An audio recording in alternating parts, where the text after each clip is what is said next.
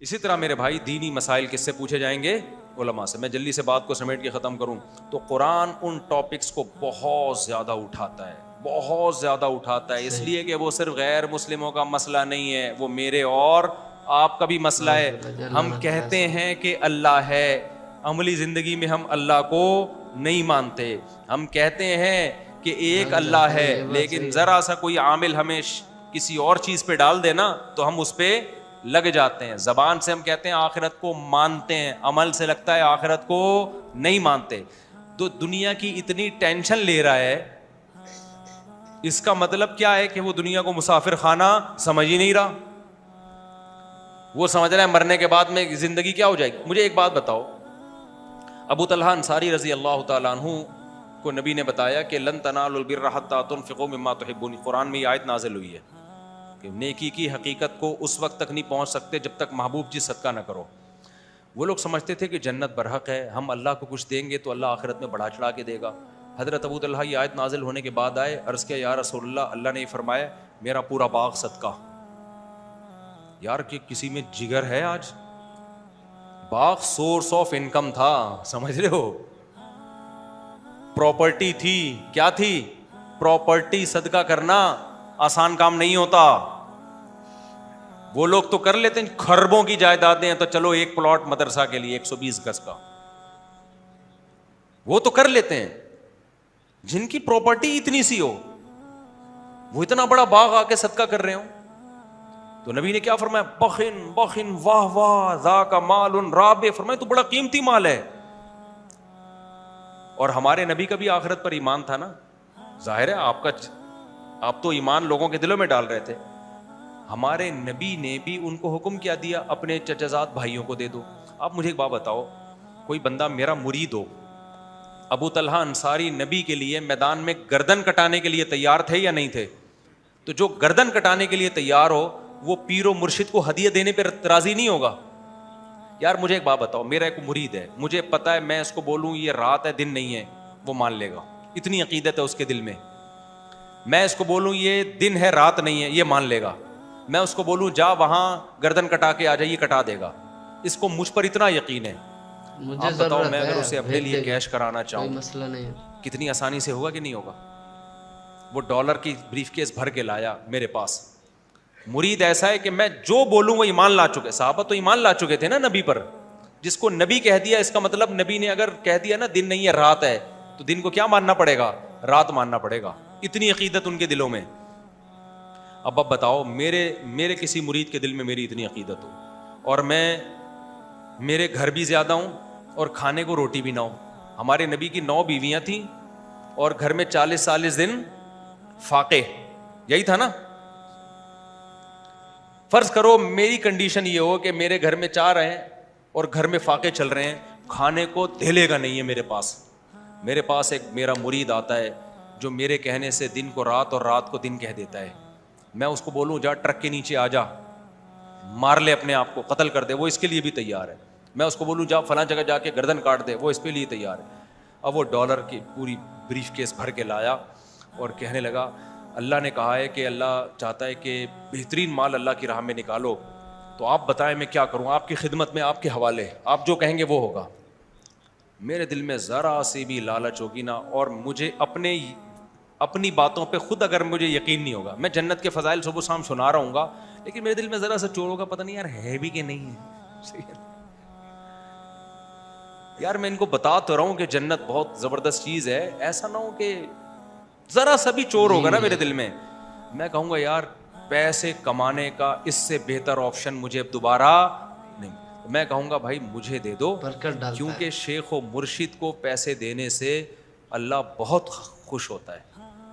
جبکہ شیخ و مرشد کے گھر میں فاقے چل رہے ہوں, اور شیخ و مرشد جو ہے جس نے تمہیں ہدایت دی ہو, اس پہ خرچ کرنے کا جو ثواب ہے نا, او ہو کہیں بھی نہیں. اور مجھے یقین ہے پوری بریف کیس پکڑا کے چلا جائے گا, پوچھے گا بھی نہیں. لیکن اگر ایسے موقع پہ میں اسے کہہ رہا ہوں, میرے دل میں آتا ہے کہ یار جتنا اس کے لیے جنت میں جانا ضروری ہے اتنا ہی میرے لیے بھی. مجھے اللہ نے اس کا رہبر بنا کے بھیجا ہے, اور قرآن بار بار رشتہ داری جوڑنے کا حکم دیتا ہے, تو آج بہترین موقع ہے کہ اس کو میں رشتہ داری جوڑنا سکھا دوں.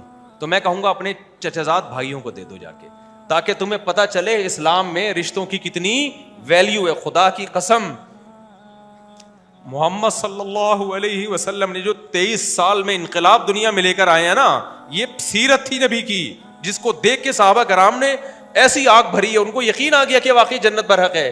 اس لیے کہ جو جنت کے فضائل سنا رہا ہے وہ جنت کا سب سے زیادہ مشتاق ہے, اور وہ پریکٹیکلی کر کے دکھا رہا ہے کہ مجھے اللہ کے وعدوں پر جتنا یقین ہے اتنا تمہیں نہیں ہو سکتا.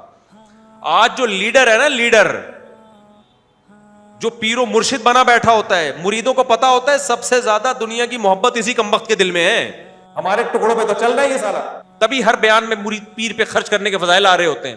بعض پیر ایسے ہیں, بعض تو ایسے پیر ہے, میں نے کسی مرید کو بھیج دیا ان بزرگ سے جا کے بیعت ہو جاؤ, وہ 2 نمبر پیر, مجھے کیا پتا تھا, میں سمجھتا بھائی ماشاءاللہ بڑے نیک.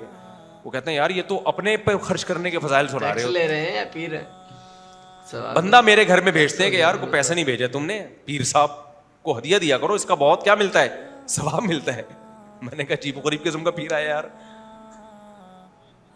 کیا ظرف تھا سید الانبیاء کا بھائی, اتنا بہترین موقع ہے, پورا باغ لے کر آیا. آپ کہتے تھے نا مجھے دے دو, فرمایا اپنے چچازاد بھائیوں کو دے دو.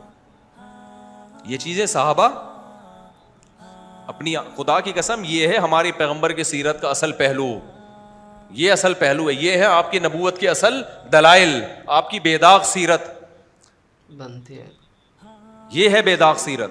تو لیڈر جب خود قربانیاں دیتا ہے نا, تو پھر قوم بھی قربانیاں دینے کے لیے تیار ہوتی ہے. قوم دیکھ لیتی ہے کہ لیڈر جب اپنا مسئلہ ہوتا ہے تو مسئلے ہی چینج ہو جاتے ہیں, دوسرے کا مسئلہ ہو تو الگ ہی حساب کتاب ہوتا ہے. تو پھر قوم کو, آج کل کے لیڈروں میں یہی تو ہے, آج کل کے جو ہمارے جو جس قسم کے ڈیزائن والے لیڈر چل رہے ہیں ان میں کیا ہے, قربانی نہیں ہے بھائی, قربانی نہیں ہے.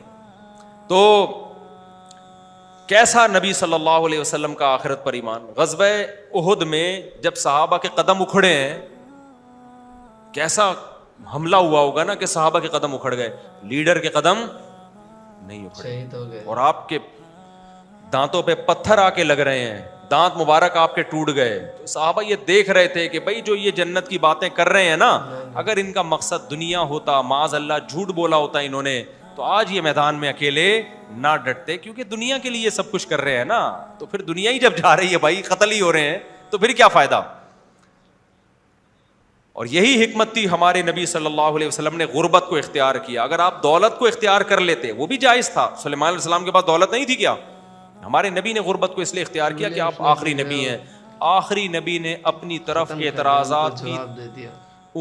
اعتراضات کی جو انگلیاں تھیں نا, جو آپ کی طرف اٹھ سکتی تھیں, ان تمام اٹھنے والی انگلیوں کا راستہ بند کر دیا. ایسی سیرت کے کوئی اعتراض کر ہی نہ سکے آپ کے اوپر کسی بھی طرح سے, ورنہ آپ دولت بھی تو رکھ سکتے تھے, اللہ نے اختیار دیا تھا آپ کو, اور جائز بھی تھا. صحابہ کرام نے دولت نہیں رکھی, دولت بری چیز ہوتی تو ہمارے نبی صحابہ کو رکھنے دیتے, خود نہیں رکھی. فرمایا فاقوں میں ہی رہوں گا میں, تاکہ کوئی یہ انگلی نہ اٹھا سکے کہ یہ سارا معاذ اللہ آپ نے سیٹ اپ بنایا تھا دنیا کمانے کے لیے. نہ نہ نہ بھائی, ہمارے نبی کی سیرت سے پتہ چلتا ہے اس میں دنیا کی محبت کا کوئی دخل نہیں ہے. ایک اور میں مثال دے کے, ابھی اذان کا ٹائم ہو رہا ہے, بس جلدی سے مثال دے دوں. آپ مجھے بتاؤ, میں اگر کہیں پڑا ہوا ہوں غربت میں, میرے مریدین آئیں اور دیکھیں کہ استاد جی کو تو ہم سمجھتے تھے لینڈ کروزر میں گھوم رہے ہیں, میں سمجھتے تھے ریوو میں گھوم رہے ہیں, اور یہ آج استاد جی کے گھر میں آئے تو نہ بیٹھنے کے لیے صوفہ, نہ چارپائی, کھجور کی چٹائی پہ استاذ محترم بنیان پہن کے لیٹے ہوئے ہیں, اور استاد جی کے جسم پہ اتنے نشانات, پیر و مرشد کے جسم پہ. تو میرا کوئی مرید آئے اور کہے ہائے استاد جی آپ کی یہ حالت, تو میں کیا کہوں گا, بہترین موقع ملا ہے, مرید بھی کروڑ پتی ہو. میں کہوں گا یار, میرا اسٹائل یہ ہوگا, کیا کریں یار, بس اصل میں بس اسی میں خوش ہیں, اللہ نے دیا ہوا ہے, کیا کہ لوگوں کے سامنے بات تو نہیں پھیلائیں گے نا. مانگنے کا پھر یہ اسٹائل ہوگا نا کہ یار اب آپ دیکھو, اب میں کیا, میں بھیک مانگوں, بس ہے جو ہے ایسا ہی ہوگا. تو وہ لے گڈی نکال کے دے گا, اچھا مجھے تو پتہ چل گیا, یہ رکھیں آپ, یہی ہوگا نا. ہمارے نبی کے ساتھ ایسا نہیں ہوا. حضرت عمر نے جب نبی کو دیکھا کہ گھر میں تو کچھ بھی نہیں ہے, تو ہمارے نبی کہہ سکتے تھے کہ عمر میں لوگوں کو اپنی حالت کیا بتاؤں بھائی, کچھ بھی نہیں ہے, مجبوری میں اب گزارا کر رہے ہیں, میں لوگوں کو منع کرتا ہوں بھیک نہ مانگو, لوگوں کے سے ہاتھ نہ پھیلاؤ, اللہ سے مانگو. تو میں اب کیا, میں بھی تو اب اللہ سے مانگوں گا. تو حضرت عمر جاتے, ابو بکر عثمان کو لے کے آتے, بھائی اب تعاون کریں.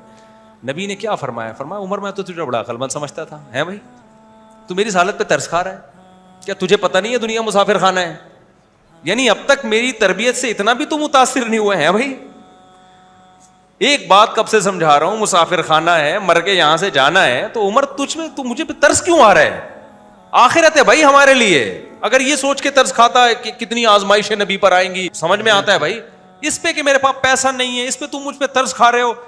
عمر تجھ سے یہ توقع نہیں تھی. یہ اس کی علامت ہے کہ بھائی جو پیغام لے کر آئے ہیں نا اس پہ قائم ہے. سمجھتے نہیں ہو بات کو, جب نہیں پڑھو گے رات کو تو نہیں سمجھو گے.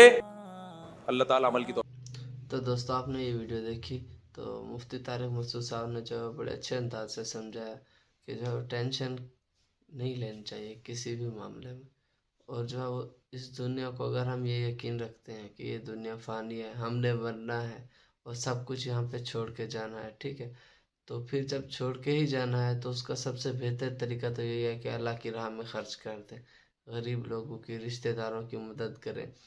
جو وہ سانپ بن کر اپنے پیسے پر, اپنی مال و عطا پر نہ بیٹھ جائیں, بلکہ غریبوں کی جتنی ہو سکے, رشتہ داروں کی جتنی ہو سکے ہیلپ کریں. اور دوسرے نمبر پہ اپنے جو ہے وہ بھائی بہنوں کے جتنے زیادہ قریبی لوگ ہیں پہلے ان کی ہیلپ کریں, باقی بعد میں جو ہے وہ دوسروں کی ہیلپ کریں. اور سب سے جو اہم بات, جو رشتہ دار ہیں, بھائی بہن ہیں, ان کا وراثت میں یا کسی چیز میں حق بالکل بھی نہ کھائیں. ان کے جو ہے وہ حقوق ادا کریں تاکہ قیامت کے دن جو ہے وہ اللہ تعالیٰ کے ہاں جو ہے وہ سرخرو ہو سکیں. اس چیز کا جواب ہمیں دینا پڑے, کیونکہ آج کل جو ہے نا وہ لوگ وراثت میں اور دوسری چیزوں میں کیا کرتے ہیں, بھائی بہنوں کا, رشتہ داروں کا حق مار لیتے ہیں.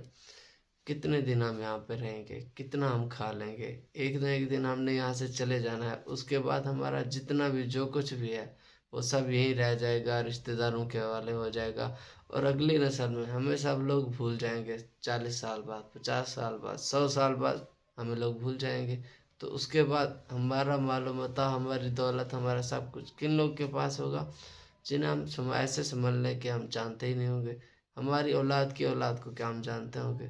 یہ تو اللہ ہی بہتر جانتا ہے. تو ہمارے مرنے کے بعد تو نہیں ہوگا نا ایسا. تو اللہ تعالیٰ جو ہے وہ ہمیں نیک اعمال کرنے کی جو ہے وہ توفیق عطا فرمائے.